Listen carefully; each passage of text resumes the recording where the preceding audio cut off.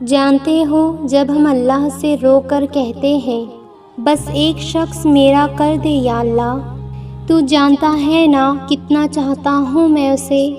جانتے ہو جو شدت سے مانگا جائے وہ ضرور ملتا ہے۔ اللہ آپ کی تڑپ کو کبھی ضائع نہیں جانے دیتا، وہ دلوں کے حال سے بخوبی واقف ہے، اور اگر نصیب میں بہتر ہوا جو تم چاہتے ہو تمہیں وہی ملے گا۔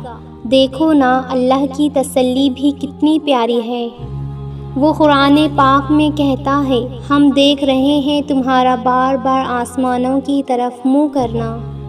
اللہ فرماتا ہے یہ نا امیدی کی وسوسے تمہیں تباہ کر دیں گے۔ پتہ ہے سورہ الصح میں اللہ تعالیٰ فرماتا ہے نہ تو تیرے رب نے تجھے چھوڑا ہے اور نہ ہی بیزار ہو گیا ہے، یعنی اللہ ہی تمہارا پہلا سہارا ہے اور اللہ ہی تمہارا آخری سہارا ہے۔ تم کتنے ہی گناہ گار کیوں نہ ہو، تم کتنے ہی نافرمان کیوں نہ ہو، جب تم اسے پکارو گے تب وہ تمہاری پکار کا جواب دے گا۔ وہ تم سے ناراض نہیں ہے اور نہ ہی اللہ نے ہمیں تنہا چھوڑا ہے، اور نہ ہی وہ تم سے ناخوش ہے، بلکہ وہ تو تمہارا انتظار میں ہے کہ کب تم اس کی طرف لوٹ آؤ اور وہ تمہیں فوراً معاف کر دے۔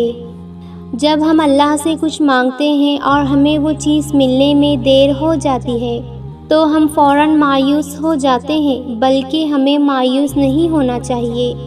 اپنی دعاؤں پر اللہ پر پورا بھروسہ رکھنا چاہیے کہ آج نہیں تو کل اللہ میری اس دعا کو ضرور قبول کرے گا۔ اگر وہ چیز آپ کو نہیں ملے تو اس سے بہتر چیز آپ کے لیے ریڈی ہو رہی ہے۔ اللہ ضائع تو کچھ بھی نہیں کرتا، نہ کوئی دعا اور نہ ہی کوئی نیکی، اور نہ ہی آپ کی کوئی پکاری گئی پکار کو ضائع ہونے دیتا ہے۔ ہر وہ آنسو، ہر وہ آہ جو اس کی یاد میں نکلے، جو وہ اسے یاد رکھتا ہے، وہ بہترین وقت پر بہترین بدلے سے نوازنے والا رب ہے۔ جب ہم اللہ کی رضا میں راضی ہوتے ہیں نا، تب اللہ اپنی ساری کائنات کو ہمیں راضی کرنے میں لگا دیتا ہے۔ اسی لیے چھوڑ دیں سوچنا، پریشان ہونا۔ اگر معاملات آپ کے اختیار سے باہر ہیں تو اللہ پر چھوڑ دو۔ یاد رکھیں اللہ کے لیے کچھ بھی، کوئی بھی چیز ناممکن نہیں ہے۔